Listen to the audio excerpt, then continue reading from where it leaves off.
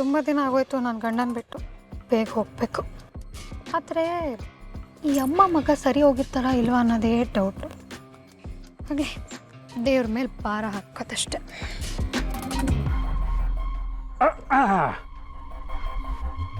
ಓ ಯಾಕಪ್ಪ ಗಂಟ್ಲು ಸರಿ ಇಲ್ವಾ? ಕ್ಯಾಕೆ ಕ್ಯಾಕೆ ಅಂತಿದ್ದೀರಾ? ಇರಿ ಟ್ಯಾಬ್ಲೆಟು ಸಿರಪ್ ಬರ್ಕೊಡ್ತೀನಿ. ಆಡಿ ತಪ್ಪಬೇಡ, ಓಡ್ ಹೋಗಿ ಸಿಗಬೇಡ ಅಲ್ವಾ? ಮತ್ತು ಶುರು ಆಯ್ತಾ ನಿಮ್ಗೆ? ಅದೇ ಆಯ್ಗೇಡಿ ಅತ್ತೆಗೆ ಮಾಯಗಾರ ಸೊಸೆ ಅಂತೆ. ನಮ್ಮ ವಂಶದಲ್ಲಿ ನನ್ನಂಥ ತಂದೆಗೆ ನಿನ್ನಂಥ ಮಗಳು ಹುಡ್ತೀಯ ಅಂತ ನಾನು ಮನಸ್ಸಲ್ಲೂ ಅಂದ್ಕೊಂಡಿರಲಿಲ್ಲ. ಹೋಗ್ಲಿ ಬಿಡು, ಈಗ ವಿಷಯಕ್ಕೆ ಬರ್ತೀನಿ. ಅವತ್ತು ಪಂಚಾಯತಿನಲ್ಲಿ ನನ್ನ ಕಿವಿ ಊದಿ ಆ ಒಡವೆನ ಕತ್ಕೊಂಡು ನೀವು ಬಚ್ಚಿಟ್ಕೊಂಡಿದ್ದೀರಲ್ಲ, ಆ ಜಾಗದಿಂದನೇ ನಾನು ಬರ್ತಿರೋದು. ಒಡವೆ ಬಚ್ಚಿಟ್ಟಿರೋ ಜಾಗ ಎಲ್ಲ ಗೊತ್ತು ಅಂತ ಹೇಳಿ ನನಗೇ ಟೋಪಿ ಹಾಕಿ ನಿಮ್ಮತ್ತೆ ಇದೇ ಊರಿನಲ್ಲಿ ಉಳ್ಕೊಳ್ಳೋ ಹಾಗೆ ಮಾಡಿದೆಯಲ್ಲ, ಆ ವಿಷಯವಾಗಿ ಮಾತಾಡೋದಕ್ಕೆ ಬಂದೆ. ಸಾರಿ, ನಾಟ್ ಇಂಟ್ರೆಸ್ಟೆಡ್. ಅದೇ ಅವತ್ತಿಂದನೂ ಅನ್ಕೋತಾನೆ ಇದ್ದೆ, ಅವತ್ತಿಂದ ಇವತ್ತವರೆಗೂ ಈ ವಿಷಯದ ಬಗ್ಗೆ ನಮ್ಮಪ್ಪ ಮಾತಾಡಲೇ ಇಲ್ವಲ್ಲ ಅಂತ.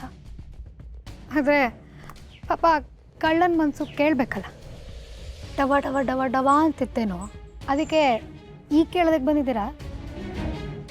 ಆದರೆ ಇವತ್ತು ಆ ವಿಷಯ ಮಾತಾಡೋದಕ್ಕೆ ನನಗಂತೂ ಮೂಡಿಲ್ಲ. ಸೊ ನೆಕ್ಸ್ಟ್ ಟೈಮ್ ಸಿಗ್ತೀನಿ, ಆಗ ಮಾತಾಡ. ಪಾರ್ವತಿ, ಅಯ್ಯೋ ಅಪ್ಪ,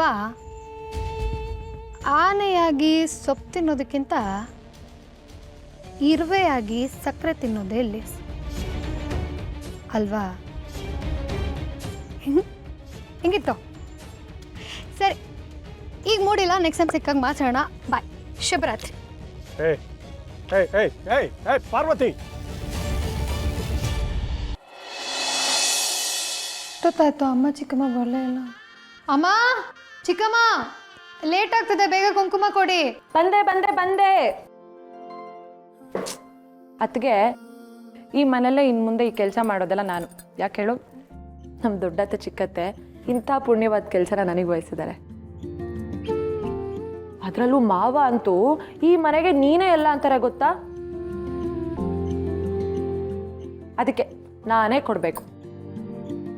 ರತ್ನ, ನಿನ್ನ ಮನಸ್ಸಲ್ಲಿ ಇಷ್ಟೊಂದು ದುಃಖ ಇದ್ರು ಅದು ಹೆಂಗೆ ಇಷ್ಟೊಂದು ಖುಷಿಯಾಗಿರೋಕ್ಕೆ ಸಾಧ್ಯ?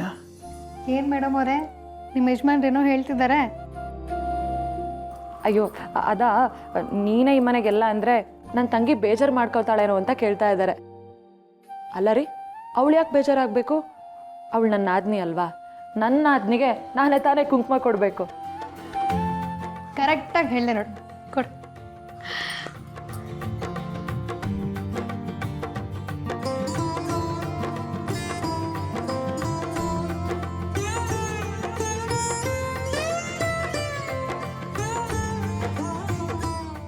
ರತ್ನ, ನಾನು ಬರ್ತೀನಿ. ಆದರೆ ನೆನಪಿರಲಿ, ಏನೇ ತೊಂದರೆ ಆದರೂ ನಿನ್ನ ಜೊತೆ ನಾವೆಲ್ಲರೂ ಇದ್ದೀವಿ. ಈ ಮನೇಲಿ ತೊಂದರೆ ಆಗೋದು ಒಂದೇ, ತಾಯಿ ಗರ್ಭದಲ್ಲಿ ಮಗು ಬೆಚ್ಚ ಬೀಳೋದು ಎರಡೂ ಒಂದೇ. ನೀನೇನು ಯೋಚನೆ ಮಾಡಬೇಡ, ಆರಾಮಾಗಿ ಹೋಗ್ಬ. ಸುಶೀಲಾ, ನಮ್ಮ ಅತ್ತಿಗೆ ಹೆಣ್ಣನ್ನು ಮಾತ್ರ ಹಾಡ್ತಿಲ್ಲ, ದೇವತೆನೇ ಹಾಡ್ದು ಕೊಟ್ಬಿಟ್ಟಿದ್ದಾಳೆ ಅಲ್ವಾ? ಸರಿ ಅಮ್ಮ ಚಿಕ್ಕಮ್ಮ, ನಾನು ಹೋಗಿ ಬರ್ತೀನಿ. ನಾನು ಅದಕ್ಕೆನ ಜೋಪಾನವಾಗಿ ನೋಡ್ಕೊಳ್ಳಿ. ಪಾರು, ನಾ ಬಿಡ್ತೀನಿ, ಬಾ. ಅಯ್ಯಯ್ಯೋ ಬೇಡಪ್ಪ, ನಾನು ಬಂದಾಗಿಂದ ನೀನು ನಿನ್ನ ಹೆಂಡತಿ ಜೊತೆ ಟೈಮ್ ಸ್ಪೆಂಡ್ ಮಾಡೇ ಇಲ್ಲ. ಅದಕ್ಕೆ ಈಗ ನನ್ನ ಅದಕ್ಕೆನ ನಿನಗೆ ಬಿಟ್ಕೊಡ್ತಾ ಇದ್ದೀನಿ. ಸರಿ, ನಾನು ಹೋಗಿ ಬರ್ತೀನಿ. ಬರ್ತೀನಮ್ಮ. ಸರಿ ಕಂದ, ಹೋಗ್ಬಾ. ಹುಷಾರು, ಏನಾಯ್ತು ಕಾಲ್ ಮಾಡು. ಬಾಯ್.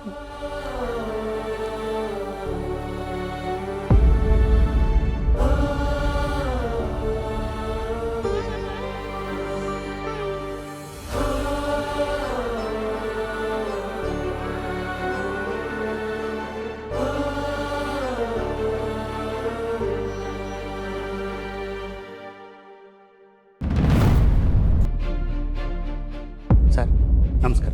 ನಮಸ್ಕಾರ ಮಾದಪ್ಪಣ್ಣ.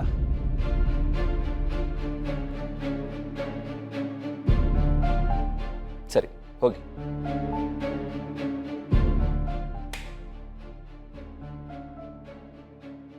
ಓಹೋ ಹೋ ಹೋ ಹೋ ಹೋ. ಏನು ಸರ್ ಆರಾಮಾಗಿದ್ದೀರೋ? ಏನೋ ಮಗ ಸತ್ತವನ ಬದುಕವನ ಅಂತ ನೋಡಕ್ಕೆ ಬಂದ. ಲೇ ನನ್ನ ಮಗನೇ, ನಾನು ಇನ್ಸ್ಪೆಕ್ಟರ್ ಆಗಿದ್ದರೆ ನಿನ್ನನ್ನು ಇಲ್ಲೇ ಸಾಯಿಸಿ ಹೂತಾಕ್ಬಿಡ್ತಿದ್ದೆ. ನಿನ್ನ ಪುಣ್ಯ ನಾನು ಇನ್ಸ್ಪೆಕ್ಟರ್ ಆಗಿಲ್ಲ. ತಗೋ ಊಟ ಮಾಡು. ಓ ಊಟ ಚೆನ್ನಾಗಿ ಊಟ ಇಕ್ಬಿಟ್ಟು ಇವಾಗ ಊಟ ತಗೊಬಂದಿದ್ಯಾ? ಅಲ್ಲ ನನಗೊಂದು ಅರ್ಥ ಆಯ್ತಿಲ್ಲ. ಹುಡ್ಸಿದ ಮಗನ್ನೇ ಸ್ಟೇಷನ್ಗೆ ಹಾಕ್ಸ್ತೀಯ, ಇವಾಗ ನೋಡ್ರೆ ಊಟ ತಗೊಬಂದು ಕೊಡ್ತಾ ಇದೆಯಾ? ನೀನೇನು ಅಂತಲೇ ನಂಗೆ ಅರ್ಥ ಆಯ್ತಿಲ್ಲ. ಲೇ ಅವಿವೇಕಿ ನನ್ನ ಮಗನೇ, ನೀನು ನನ್ನ ಸೊಸೆಗೆ ಹೊಡೆದಿಯಲ್ಲ, ಅದಕ್ಕೆ ಒಬ್ಬ ಜವಾಬ್ದಾರಿಯುತ ಮಾವನಾಗಿ ನಿನಗೆ ಸ್ಟೇಷನ್ಗೆ ಹಾಕ್ಸಿರೋದು. ಈಗ ನಿನ್ನ ಪ್ರೀತಿಯ ಅಪ್ಪನಾಗಿ ನಿನಗೆ ಊಟ ಮಾಡಿಸೋದಕ್ಕೆ ಬಂದಿದ್ದೀನಿ. ಊಟ ಮಾಡಲಾ? ಪ್ರೀತಿ ಅದು ನಿನಗೆ ನನ್ನ ಮೇಲೆ? ಚೆನ್ನಾಗಿ ಹೇಳ್ದೆ.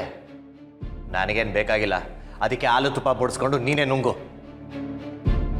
ನೆನ್ನೆಯಿಂದ ಏನು ತಿಂದಿಲ್ಲ ಅಂತ ಇನ್ಸ್ಪೆಕ್ಟರ್ ಹೇಳಿದ್ರು. ಕರಳು ಕಿತ್ತು ಬಂದ್ಬಿಡ್ತು. ಓ ಕರುಳು ಕಿತ್ಬೋತಾಯ್ತಾ? ಯಾಕೆ ಹುಡ್ಸಿದ ಮಗನ್ನೇ ಸ್ಟೇಷನ್ಗೆ ಹಾಕ್ಸ್ತಲ್ಲ, ಅವಾಗ ನೆನಪಾಗ್ಲಿಲ್ವಾ? ಯಾಕೆ ಅದು ರಬ್ಬರ್ ಬ್ಯಾಂಡ್ ಥರ ಬಂದು ವಾಪಸ್ ಹೋಯ್ತಾ? ಸೀನಾ, ನಿನಗಿಷ್ಟ ಅಂತ ನಾಟಿ ಕೋಳಿ ಸಾರು ಮಾಡಿಸ್ಕೊಂಡು ಬಂದಿದ್ದೀನಿ, ತಿನ್ಲಾ?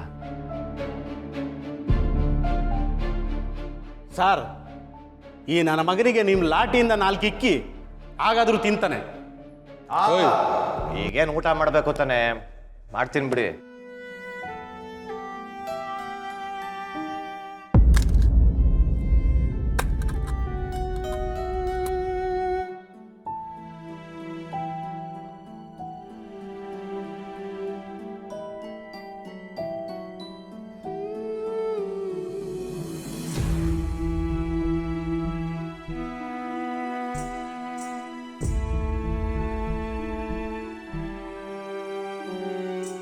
ಬೇಡ, ತಿನ್ಲಾ?